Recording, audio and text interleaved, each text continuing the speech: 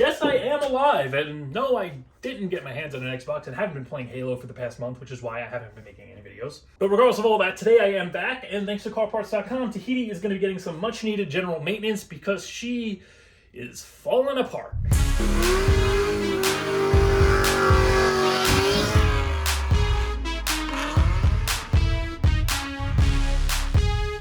Alright, so first things first, if you notice there's like a difference in audio or video quality, I'm recording this with my phone just because only a month's passed and I can't find my freaking microphone, and the phone audio seems to sound better than the camera, so until I get that straightened out or buy a new one, I'm just going to film these next couple of videos with the phone. But yeah, Tahiti is getting a lot of kind of general maintenance done today thanks to carparts.com. We're going to be replacing the power steering pump, the recirculation door motor, the headlight switch. We got new support struts for the rear glass and the back hatch, a new passenger front window regulator, and we've got a new wiper arm just because the old one looks really crusty and I was going to buy a new one. And then when Car Parts got in contact with me and they wanted to send me a bunch of stuff for Tahiti, so they had it on their website, so I figured why don't we just pop a brand new one on there. But before we get to this, I do want to mention that L6 matte beanies and Tahiti hoodies are now available. I do have this design in both a hoodie and a t-shirt because I am aware that a lot of you guys don't experience winter and you have no reason to buy a hoodie if you're living in freaking Arizona. But yeah, this is a very simple design. It has the small L6 matte logo on the front. The back is just kind of like a Craigslist ad format with Tahiti's picture when she was, part of questionable times when we were doing the detailing, and there was a little speculation about what may have not have happened inside of it. But yeah, this is going to be available on my website. I'm going to put a link to both of them down below. And next month, when we start jumping back into the Trans Am, I do finally have a design coming out for that thing. So I figured we might as well start with the simple stuff. You can see the glass supports here. They don't really do much. Thankfully, they're still holding the glass up, but they should be a lot stronger. And I'm a little afraid here because when you go to change these out, and this happened on my old glass without even changing those. These are the original ones that came with the thing. The hinges that are like glued to the glass here, they tend to snap off from all the extra pressure of pushing this down with the replacement struts. These just held in place with these little clips. Okay, that one's off. Just hang on there, look at the other one. So once they're both out, they just pop right off.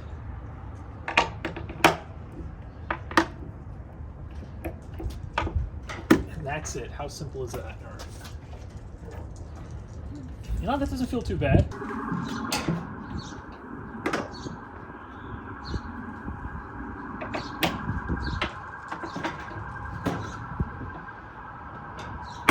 Awesome.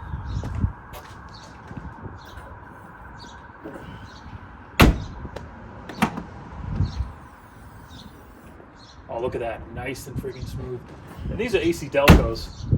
When I was getting replacement shocks for the Trans Am, they'd either be just extremely weak or so powerful that the whole thing shoots up and it feels like it's gonna break the glass. These babies feel like perfect though. You definitely feel the tension when you pull them down, but it doesn't feel like it's anything that's going to, destroy the hinges. But once again, that just comes down to age. So we'll just have to run them and see what happens. But let me pull this thing out a little bit. I'll get the hatch up and then we'll replace the two for that. Now, when I say Tahiti has been falling apart this past week, obviously rear lift supports aren't a dire emergency. But what has happened is over the weekend, I was in the mall and I come out and I see a giant puddle of coolant right underneath the passenger side tailpipe over here. I didn't think anything of it. I'm like, what? And it was funny because it was still dripping like when I came out. But I didn't put two and two together until I actually sat inside and closed the door. Then I'm like, that's the rear heater core that's leaking. And then I went under there and yeah, the hose pretty much just snapped off the quick connect fitting and it was leaking all the coolant out. And I managed to get to an auto parts place. I grabbed some coolant, I grabbed a vice grip, and I just pinched off the two hoses back there and put 3 gallons of coolant in it because it actually took 3 gallons. The thing had absolutely nothing in it. Because I guess that's the lowest point in the system, so it literally drains at every dropout. But I got it home. Vice grips are still on there, so that does need to be repaired. And from what I could tell, I cannot find a replacement set of lines for that. They are apparently discontinued from GM, So we're gonna have to come up with a repair for that in the second part of this video. But you know, in addition to changing these guys, we are gonna put a new power steering pump in her. We're gonna do the recirculated door motor, the window motor, and all that stuff's gonna be taken care of in this video. And then next video, we're gonna do the coolant stuff and probably some stuff to the front end because my axles have decided to leak all their grease out. Well, excuse the mess if you haven't already. It's getting a little cold out there, so finish everything up in here. But you can see this thing is working absolutely brand new. Before, you just kind of had to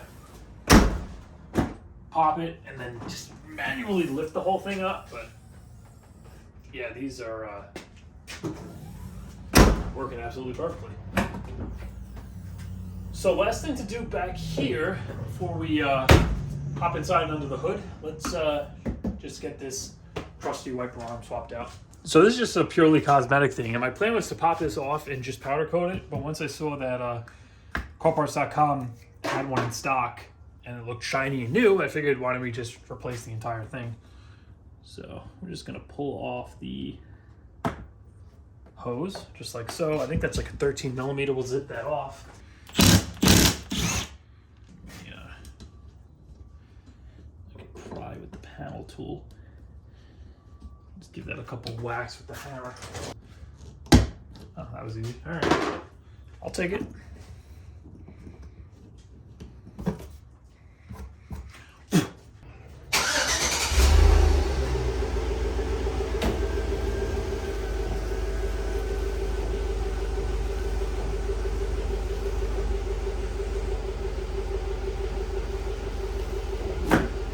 Actually, before we get dirty with the power steering, I'm going to do the headlight switch and the recirculation door motor. So headlight switch is part number 193-81535. This should be pretty straightforward. I think it's just clipped in there. First, we got to pop this piece of trim off.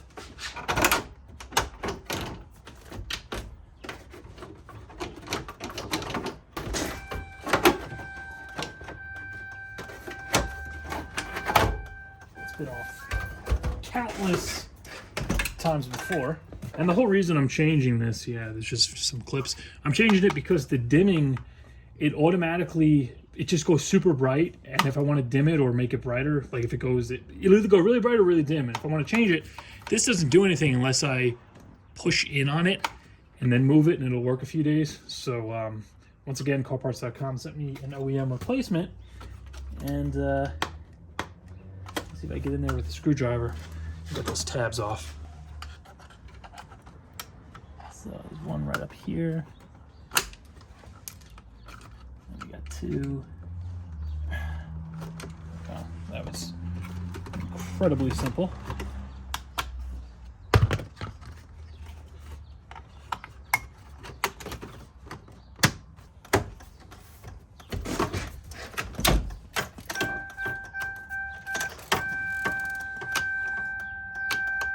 That's working. Dimmer's working. Perfect. All right, so it's the next day. I almost forgot, in addition to the recirculation door motor that we're going to be changing, I also have the window regulator for the passenger side door. There's nothing wrong with this. It's still working fine, but I figured we'd put a new one in the driver's side. Might as well change the passenger.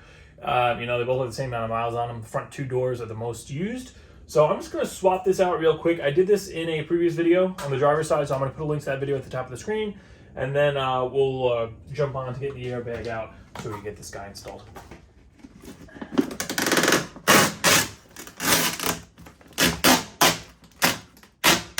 This always pains me to do.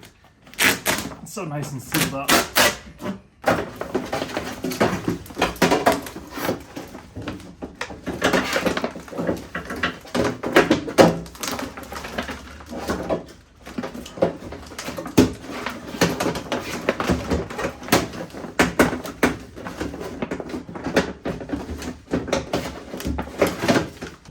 Down the clamps for the window.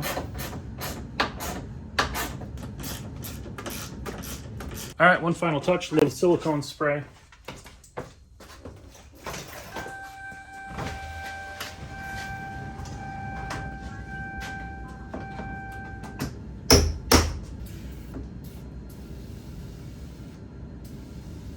start it up quick.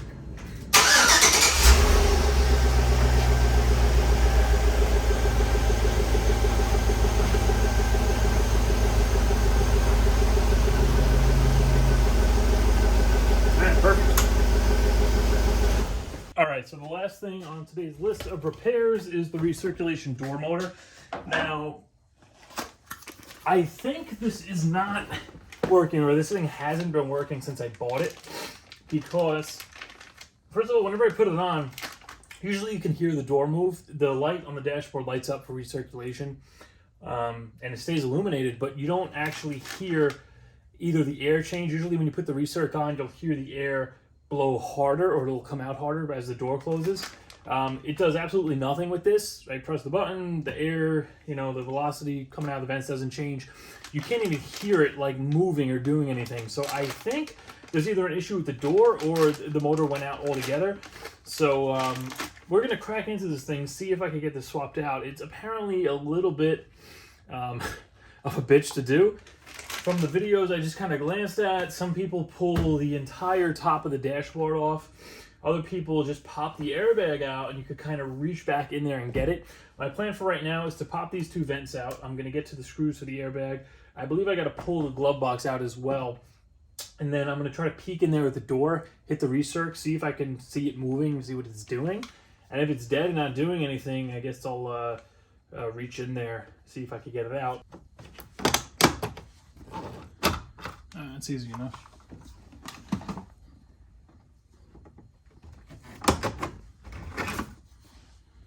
Not sure what the best way to do this is going to be. All right, yeah, we got two 10mm under here going to the bottom of the airbag. So we got a connector there, a connector here, but it looks like that's part of the airbag assembly itself. That's our main connector to the harness. So I'm going to try to get that one out. Pull out these two 10mm, and then hopefully the airbag is just going to slide right out. I think this handle has to come off though, but that seems to be just kind of clipped in there like that. So I'll try prying at that after I get that connector off. All right, so looking in here, there's actually a there are white buttons on the side of this thing. There we go. Just press the buttons in.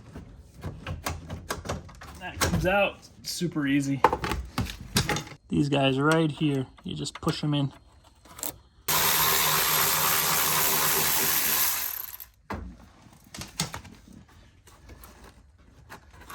I really don't know how many are holding this thing in. That's two of them. So that is a screw. So then there's two coming through the back this way. There's two going up, and there's two screwed through this bracket in the dash going into the back of the airbag. Those are going to be a little more difficult. Let me get a 1/4-inch ratchet.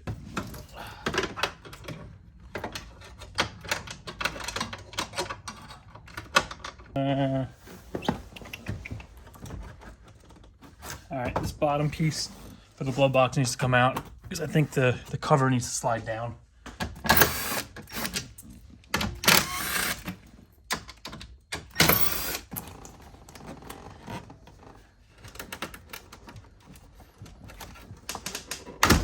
There we go. It's kind of tucked behind the dash. Now looking forward to putting that back. Now I can get to it.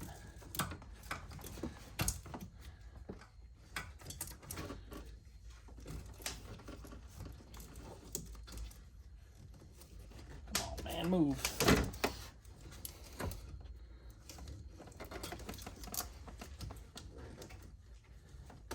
That's that. Once again, make sure you have the battery disconnected. All right, well, I was hoping that was just going to give me a straight shot to the stupid thing, but it doesn't look like it. And what we're after is, I think it's behind this guy. Man, I hate to say it, but I might actually have to pull the top of the dashboard out. All right, let me come up with a plan, and I'll get back to you.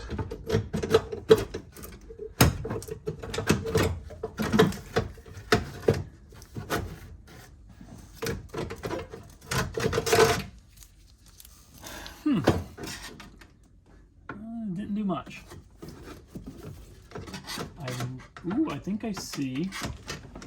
Is that the motor? That might be the motor. I see a connector. Put this thing out of here. Yeah, I think this is a...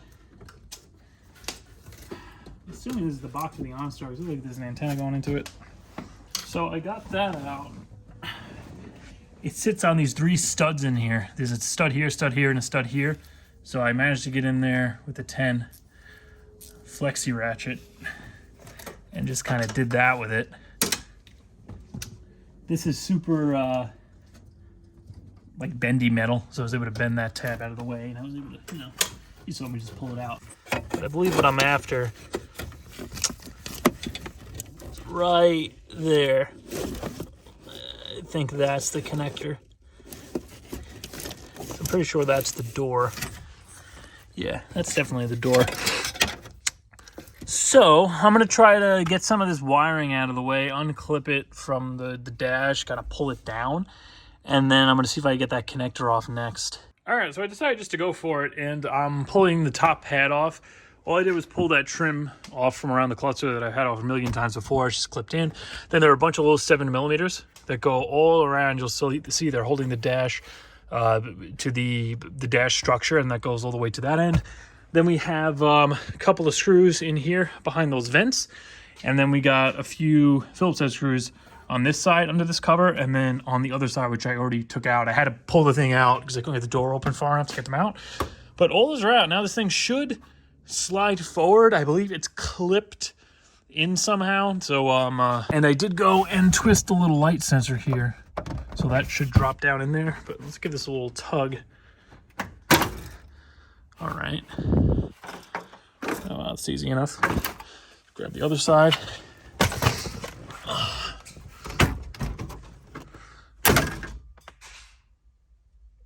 What the hell is that? Oh, wow, that's actually pretty simple. I'll just hang this thing out that way for now. All right, I'm gonna work on getting this thing out because I'm running out of battery on my phone. And then I'll check in with you, and we'll see if I was able to do it. Well, on a side note here, we do have some casualties. These were supposed to come off with the dashboard. You can see the dashboard will just slide in there. But this one, and I think 2 other ones. Yeah, I got one right here. This was in here. Boop, just slides in, slide the dash forward. That's supposed to slide out. All broken off from the bottom of the dashboard. So I'm going to have to try to remedy this probably with some kind of glue or epoxy. Hopefully it's going to be strong enough to, you know, hold this stuff together. Because as far as I know, unless somebody can tell me otherwise, I don't think they make replacement dash covers for these. I know they make the molded, the actual cover if you want to put it over the existing one to kind of hide it. But as far as a legit replacement that has the clips and the screw holes, I don't think they exist. If one does, even if it's a good amount of money, I would totally pick one up because I'd rather just replace this instead of repainting this because, you know, this is in the future. I'm going to have to eventually respray this, which if I can avoid it and just get a new one, I'd much rather do that, especially since all these tabs are like broken off. This one's falling off. But we'll take care of this later on. Let me get back to this door motor, see if I get it out. All right, I'm just about there. What I ended up doing was pulling out, there are 2 10mm nuts that go right through here, and there's studs on the body that holds the bottom of the dash. I pulled those out, and then I pulled the 7s that hold this bracket to the top of the dash out. That's what this pipe is secured to. And then I took the 7 out of here that holds the vent to the dash here. What that allowed me to do was pull this forward underneath, so it's kind of angled this way to give me a bit of a gap. In addition to that, I removed this pipe that was just slipped on here that goes to the side for the window defrost, and then I drilled out, there's 2 plastic rivets that hold these 2 together. I just drilled those guys out, and that allowed me to move this up and pull this back. So now that's the best it's gonna get. I'm gonna try to kind of wedge something in there to keep this like kind of, you know, spread open so I could get in there, but I could get to the connector. I could get to one of the screws. The bottom one's probably gonna be a pain, but I think this is the best it's gonna get. So what I'm gonna do now is get that swapped out. We'll test it, and then I'll just resecure this probably with some zip ties. Just clip them back together.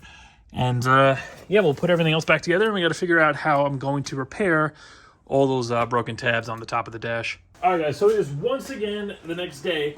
I did manage to get the old motor out. New one's popped in. A little bit tricky to get those bolts back in. I mean, getting it out, I managed to get in there with just a 1/4-inch ratchet and a 5.5-inch a short socket. I kind of got in there and was able to get the bolt out, no extensions or anything. Putting them in was a different story because you can't get your hand in there like this, holding the bolt to actually line it up to get it in that back hole. That's the real pain in the ass. So what I ended up doing was just using a shit ton of extensions on a 1/4-inch ratchet. And then I kind of cheated and I changed the bolt size. So instead of using the 5.5, I have them here somewhere. It's a 5.5, basically like a self tapper. I used a machine screw with a like a 1/4-inch head, I think it is. And that allowed me to, it's a 1/4-inch. I only had a 1/4-inch swivel. I didn't have a 5.5. So with the swivel and all these extensions, I got in from basically the center of the dash. I put a piece of tape in there to hold the screw in, and I just kind of fished it down, got everything secure. The door is currently in what's either the closed or open position. It's fully one way. So let's put the ignition on and see if we get it to move. I have a feeling we're going to have to do a reprogram on it, because whenever the battery is disconnected on this thing, the vents act totally screwy, and you got to kind of reprogram everything. So let me go grab the key. All right, so we'll just put the key on. We're already on bi-level. Recirc. Yeah, absolutely nothing's happening. I've had this happen in the past. You may notice, in fact, a quick little tip, do this before changing this part. I know for a fact this is bad because I've done the reset procedure in the past for the, because I've had problems with the regular vents. Like when the battery gets disconnected, you might notice, or just randomly, you might notice one vent, your left side will blow out hot air and the right side will blow out cold. So before you go switching like a blend door motor, try the reset procedure, because for me that always did the trick, because the vents get like out of sync, the doors get all like messed up, and by doing the reset it kind of recalibrates everything and it gets everything to work correctly. Once again, I did that multiple times since I've owned this thing, and the Recirc still never worked. So hopefully the motor's just bad, and by doing the reset now, it's gonna put it where it needs to be and it's going to work. So all I'm gonna do here is set the climate controls on auto. So just come in here, hit the auto button. Also keep note of the temperature we're on. So if the reset's successfully, we'll see this change to 74 degrees. But let's turn the ignition off. All right, so under the hood here, let's pop the fuse box cover. And the fuse we're after is this 10 amp HVAC/ECAS fuse. You'll see it's right above the rear wiper fuse, at least on my Tahoe here. And all we're gonna do is that one right there. We're just gonna pull this out. You wanna wait a few seconds to a minute. Just kind of give it some time to reset. I'm actually gonna let it sit for about a minute with this fuse out, and then we'll pop it back in. Come on. There. Then we'll come back, pop it back in, go inside, start it up, and then that's going to reset the HVAC system, and it's going to run all the motors through their cycle. So the blend door, the Recirc door, everything's going to kind of move one way or the other. Just switch vent positions, do all that, and hopefully that's going to get our new blower motor, the recirculation door motor working. Like I said, I've tried this multiple times before, because whenever the battery's unhooked on this thing, the vents go crazy and they start blowing out hot air on one side. They get all frigged up.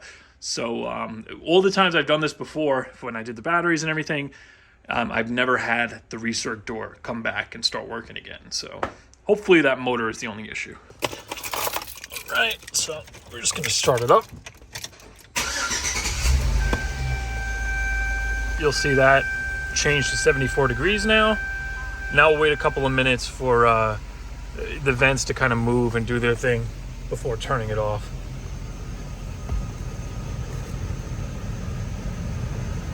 All right, so I got it to work. As you just saw, nothing was happening.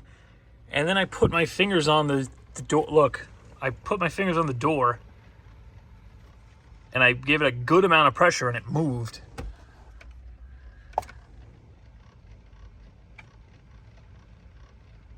But now it doesn't seem to be, okay, that's off. Recirc on. Now it's not doing anything. So we're getting some kind of movement.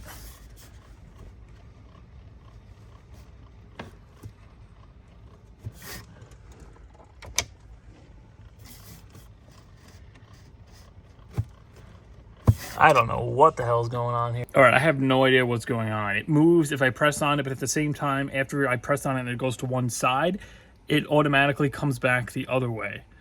Like I'll press on it, you'll feel it start to pull it on its own, and it'll go all the way one way, and then it'll come all the way back the other way. But the button does absolutely nothing. I mean, all I could do is pull the motor out. Usually the reset procedure will fix this. I don't know exactly what's going on, but let me pull it out and see if I can figure it out. All right, so I have the motor out, and you can see this little tab here, this little notch. It's past these two notches. I'm assuming this is just for the install, so the neutral position would be somewhere in between here. So before I pop this thing back in, I'm going to hook this up. There's a video online, an AC Delco video that shows you how to reset these things. You want to put positive on pin 5 and then jump pins 7 and 6 together with ground. I'm going to just link the video, but what I'm going to do here is hook this up right now. That's going to move this back. Oops, we got carbon monoxide. All right, let me open the door. That was starting it for a few seconds. But yeah, all I'm going to do is jump this,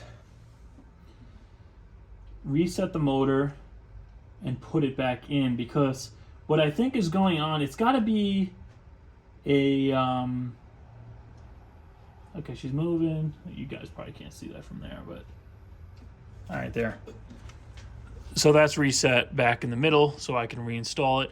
But what I think is going on, it's got to be a programming thing, because from what I could read online quickly, apparently, at least with the Silverados, which are basically the same thing as this, if there's a fault, the recirc door, it's going to automatically go to the fresh air position, which is what it's doing. As soon as I did that reset procedure, it went one way and it didn't go anywhere else, and the control doesn't do anything. Now, I don't know if it's an issue with the button. The button's lighting up. It's working as it should, so I don't think it is. But at the same time, pressing the button doesn't get it to do anything. And I don't have a Tech 2 or any way of reading body codes. I'm pretty sure the scanner I have will not read anything with the body control module.